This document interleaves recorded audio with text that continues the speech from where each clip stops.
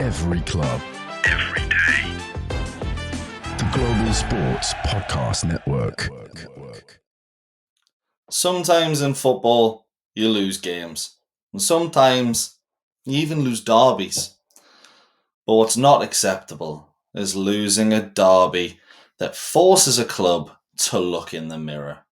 Newcastle United's defeat to Sunderland wasn't just another loss. It wasn't just another bad day at the office. It was unacceptable. It was embarrassing. And the most crucial thing is they're not my words. They're the words of Newcastle United captain Bruno Guimaraes. One shot on target, an XG of 0.25, and 10 league games without a win against arguably one of the worst Premier League teams in history. And that's not discrediting Sunderland's titles from way back when, but of the last 20 years, they've been dreadful. And of the last 15, we haven't been able to do anything against them. The big question, it's not what went wrong for Newcastle, because that's pretty effing obvious, if I'm honest. Sunderland didn't steal the game. Newcastle didn't turn up, quite simply. To lose a derby on spirit, passion, it's not acceptable. And I'm not going to go through what went wrong, because that's obvious. The real question is what comes next for Newcastle United, and how on earth do you right this wrong? And before we get to that, if people divin now already, let's see why this cuts a bit deeper than West Ham or Brentford, where we were also absolutely pathetic. This was a derby, a Tyne Wear derby, a game where form goes out the window, where effort is the only non-negotiable, unless you're Newcastle United. Our fans don't demand perfection, we demand fight. And the only thing we were fighting for was to see who could get off the pitch at the Stadium of Light quicker. Embarrassing. Bruno, in his interview, he said it himself. No shooting, no crossing, no passing. That's not a system problem. That is an identity problem. This Newcastle side used to terrify every single team we came up with our intensity. Intensity is our identity, and that wasn't just a slogan. It was real. The high press, front foot football, the emotional energy, and when we needed to grind things out, we had no fear of putting ourselves to the sword. And against Sunderland, well, fear was the only thing that I saw, and I never in my life have agreed with the serial spitter Jamie Carragher, but he nailed it when he spoke about the game. Newcastle turned up not wanting to lose and not wanting to win. And in a derby, that is the mindset that absolutely kills you. If you go into a derby, it doesn't matter whether it's Tyne Wear, the Midlands, Sheffield, Brighton versus Crystal Palace, any tin pot derby you can think of, and I'm not saying they're tin pot, I'm going as far as to say the worst derbies you can think of, you at least have to go into the game with the mentality of we're going to win this. And when you look at the performance, the stats are absolutely brutal. 2 shots on target. We've mentioned the XG already. Sunderland's wasn't much better, but barely any sustained pressure at all in the game. And you're wondering, when are Newcastle United going to turn up? And the worst part was pleased Eddie Howe seemed at the end of the game with the performance. He admitted the plan was to be compact, solid, cautious in the first half. And right there is the first red flag and first alarm bell that I've seen where I've gone, you know what, there's no accepting that. I can accept bad form. I can accept bad substitutions, because in hindsight, that's when you say they're bad. Let's be honest, at the time in certain games when Eddie Howe has made terrible decisions, at the time, it's 50-50, he's made the wrong decision. Fair enough. It happens to every manager. But at Newcastle's record against newly promoted sides, we've lost 1 in about 22, something like that.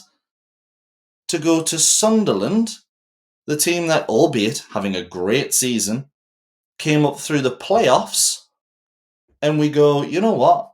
Containment first. And yes, we did defend reasonably well in the first half. Sunderland did as well. But football matches like this aren't won by being tidy. They're won by courage. And Sunderland simply showed more. And Newcastle, well, actually, it's not hard for Sunderland to show more because Newcastle United showed none. And one of the most telling moments happened after the whistle.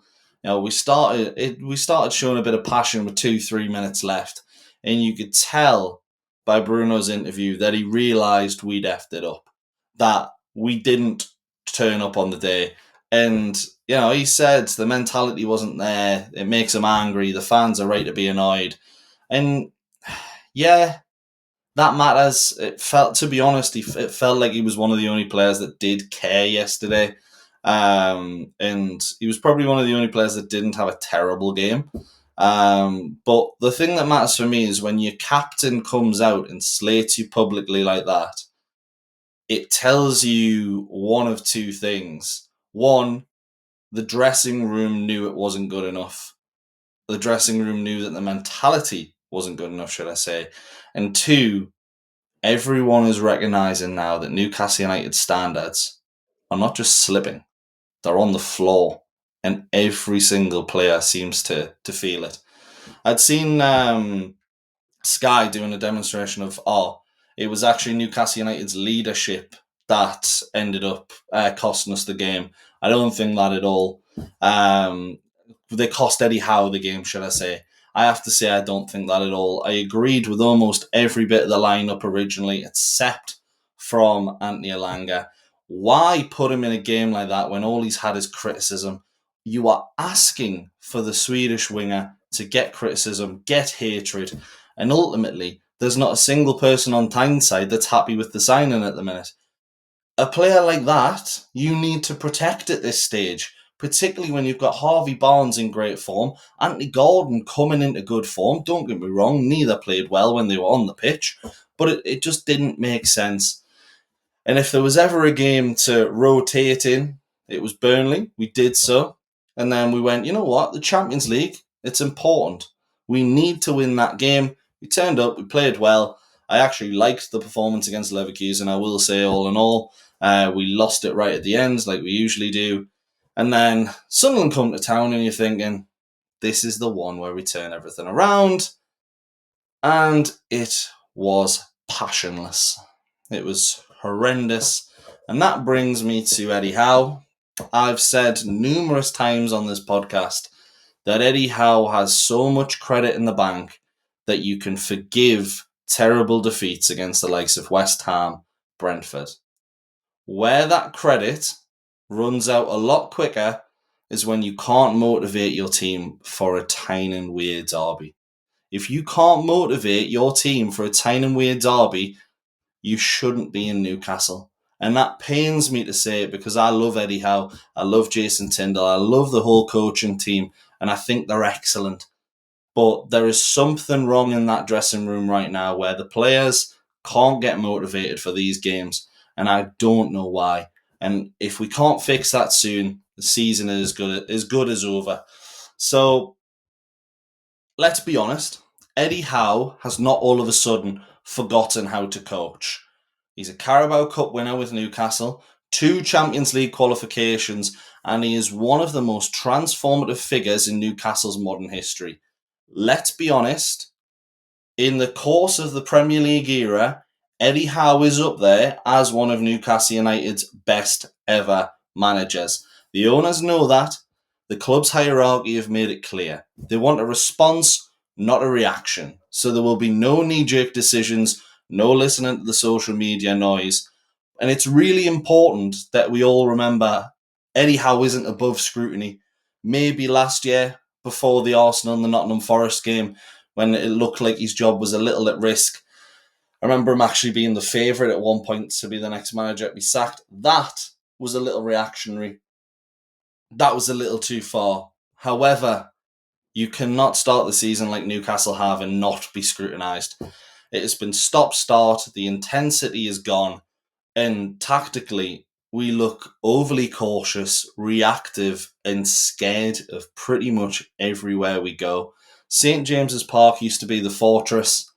Now it seems like everywhere we go is a fortress we're scared of. And Howe even admitted that once we went 1-0 down, the pressure almost lifted off us and they played better. I mean, I'll be honest, we played better because Sunderland went, how did that happen? We're in the lead now. Well, they don't look like scoring, so let's just sit back a bit and hit them on the counter. It wasn't because we played better, it was because they changed their tactics. You have to ask yourself, why did Newcastle only look free when they're already losing? And it's one of those where you can say, right, it's down to Howe, it's down to the players, it's down to the transfer window. Whatever it is, it's not just one thing. It is a cumulative of all of those things. And I hate to go back to Jamie Carragher, but the one point that really shouldn't be ignored was for 2 summers running, Newcastle United have had poor windows. He said that Eddie Howe hadn't been backed. He was definitely backed this window. The little spitter's wrong there. But the year before wasn't backed at all because of that financial scrutiny. We know exactly why. But it has to be said, why we're in that situation in the first place is a little embarrassing. And whether you think Eddie Howe's had too much responsibility, too much transfer influence, and he was basically the de facto technical director at one point, this isn't sustainable for a club with Newcastle United's ambitions. Let's be honest, PIF haven't invested nearly £500 million to sit 12th and look second best in their own region. Now, let's be honest, we've said in the post-match, we're better than Sunderland, all of that. I certainly haven't seen that this season. And it was almost like all of the people that have been trolling a little bit online by going, it's our third most important game of the week. It's almost as if the Newcastle team looked at that and went, yeah, he's got a point, Fulham will go through, we could defend the cup. Champions League, we could, get a draw at Leverkusen. That's lovely. And yes, we could have qualified for the top 8. The Champions League game was very important. But when you look at in the long term, those 2 other games are important. But for the fans in the short term and for the future of Eddie Howe, that was the one game you couldn't afford to lose out the 3. You lose to Fulham at home, it's embarrassing, fair enough. You lose the derby, it's embarrassing, and the fans are now massively on your back. You get knocked out of the Champions League, or you finish 23rd, and you end up in the playoff round because you've lost away to Leverkusen, Marseille, and likely PSG. They're not going to hate you for it. It's just going to be seen as an underachievement. The derby was the main one you couldn't lose, and unfortunately the psychology was all wrong. And it does feel like we're stuck in a phase of the project where we never really anticipated being. We've anticipated bringing in this depth and injuries wouldn't hit us as much. And all of a sudden, and we can't say it's because Eddie Howe keeps playing the same team because he keeps making changes, he keeps rotating. But it's just those players that have been brought in aren't up to speed, and we don't seem to be a team. It's individuals trying to do bits and bobs, and then when we do play with a real drive, there's someone in the wrong position and the pass just goes astray. And it's really difficult.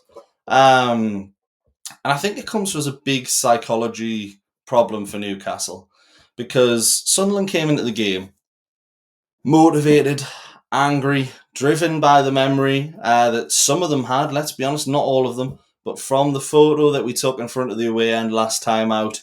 And by the way, for anyone complaining that Sunderland have done it, give Howe. It was probably the last thing I expected. I expected the one in front of the stand. I expected one in the changing rooms. And to be honest, when you beat a team with your local rivals and they don't lay a glove on you, just like it happened in January, you deserve the right to do that kind of shiz. So yeah, they played like a team who wanted revenge. Newcastle played like a team that wanted to get out of there as soon as possible. We played like the team hoping that the game would just pass us by and we could get a draw and get out of there. And derbies are the biggest sign of an emotional exam. You go in there, it's your mentality. Is it right for the club right now? And the answer for a lot of them was no. And hopefully, this is the Brentford of last year, where it forces those players to look at themselves and go, we're not doing good enough. And whether certain players are injured, ill, not 100%, I don't know what it is. Maybe they've lost the belief in the manager. I do not know. If I had the answers, I'd love it. But unfortunately, the players are the only ones that know what's going on there.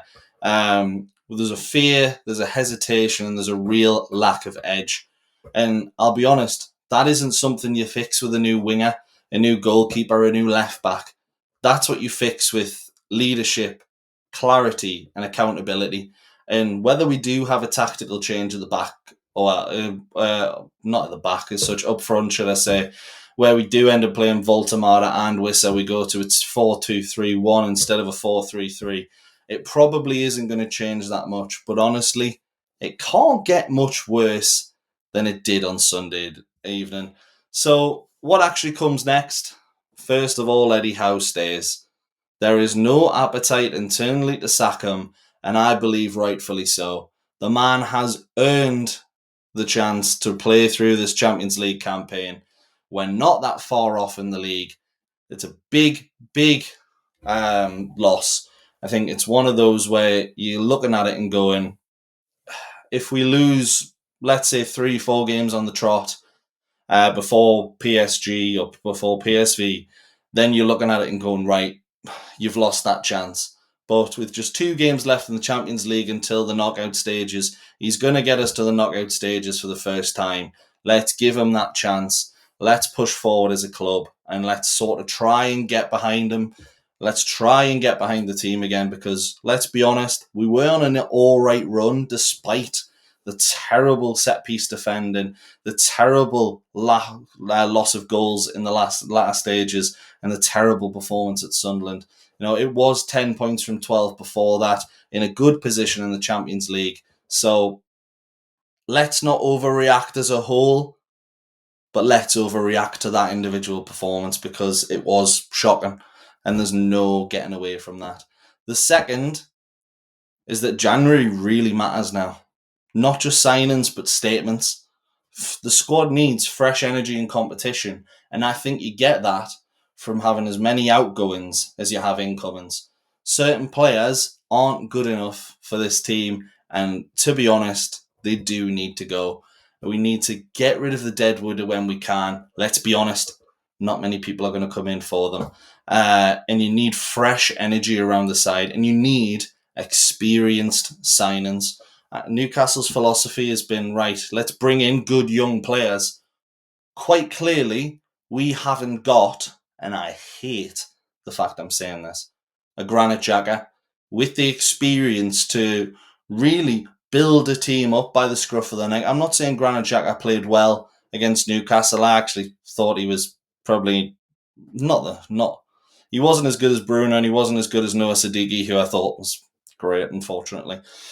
But he has the experience in that dressing room and in the backing of the club to make big changes. Newcastle do not have that. Maybe Kieran Trippier was a part of that once upon a time.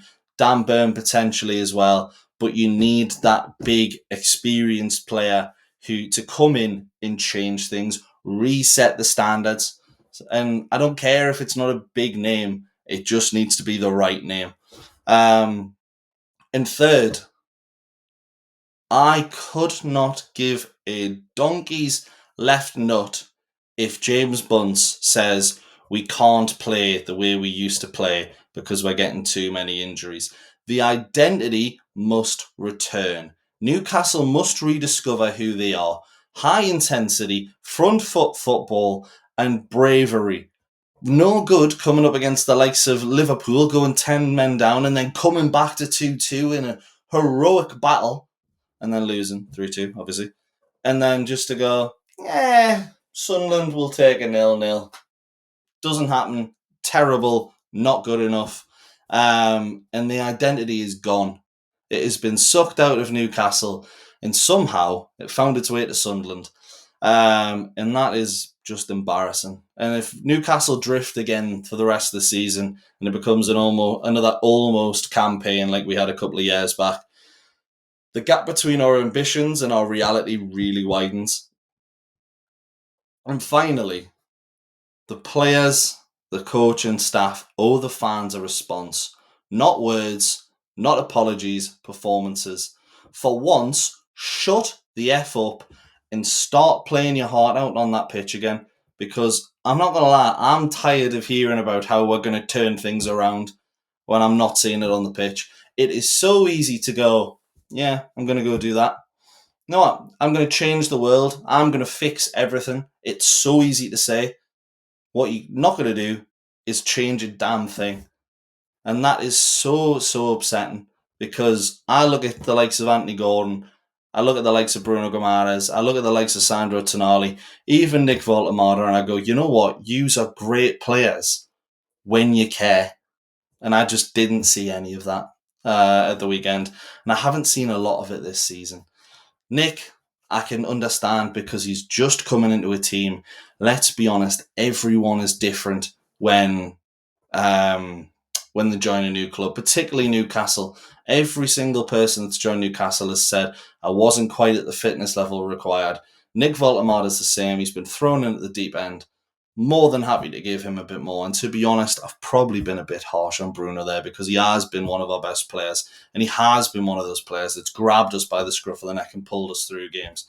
So mentioning Bruno there was probably a bit harsh.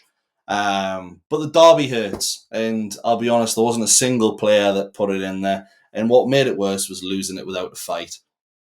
I would have loved Joe Linton to start with hindsight. At the start of the game, I was sitting there going, oh, Miley, brilliant. Local boy, come in. I'm sitting there now and I'm going, you know what?